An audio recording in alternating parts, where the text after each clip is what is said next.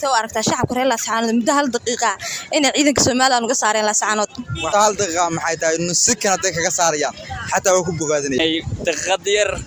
jeegantii iyo jamhadii SLM oo isku duuban hal daqiiqo ku xoreeyeen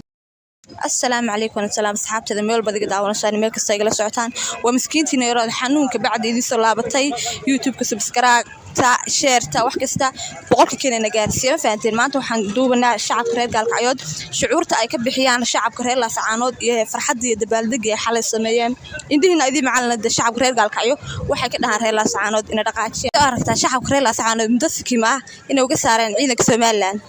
muddo 15 daqiiqo horta uga saareen وانا همبليانيا سيجارة وحنوه همبليانيا محمد جبوتاوي وآه نين ريال لاسعانودا حنلاقي شعب ريال لاسعانود اسكتومنا أنا اسكتومنا إنه وحن كلا لا هاي يعني نحدينا لقى أبورين كلا فرفر لما كان كيماني هرجيسة هنا كاهنيو هنا على كورة وحنلاقي هاي جنا آيرتني ويسوت الشطي ريال لاسعانود يجا سكوفيلان مركب حنلاقي هاي قول reer Laascaanood soo aragtaa shacabka reer Laascaanood inay muddo hal daqiiqa ay ciidanka Soomaaliland ka saaraan Laascaanood wallahi horta waa guul weyn oo daraawiishta lagu yaqaanay ayadoo dadkii soo gaarin Soomaaliyeed oo kale khaas ahaan reer Puntland kale soo gaarin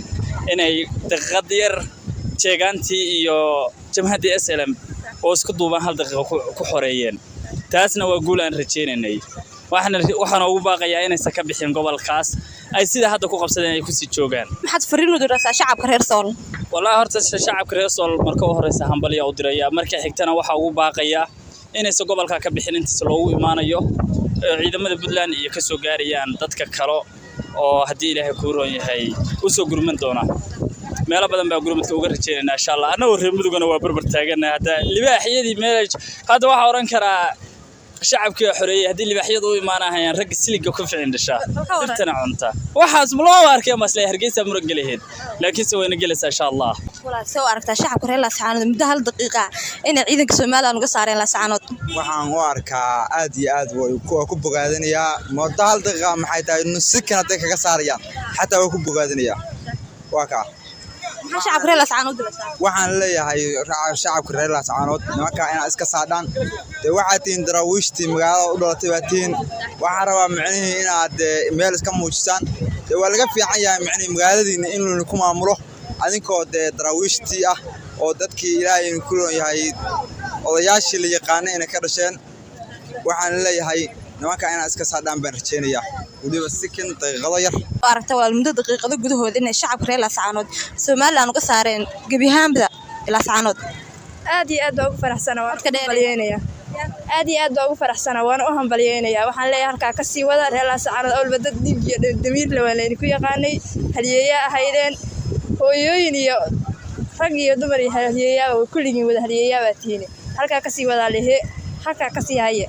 soo aragtaa shacabka reer Laascaanood inay muddo hal daqiiqa Soomaaliland uga saaraan Laascaanood hal daqiiqa waa looga saari karaa waxaa looga saari karaa midabtinimada ay isku raacsan yihiin aragtinimada iyo shacabkooda iyo diiranimadooda waxaan sheegaynaa ciidamada Puntland inay dalka iyo dalkooda u kacaan waxa loo dhaariyo waa dalkooda waxa loo waxay waa midabkooda waa inay xorriyadda qaadan doorashadu waa in dib madaxweynuhu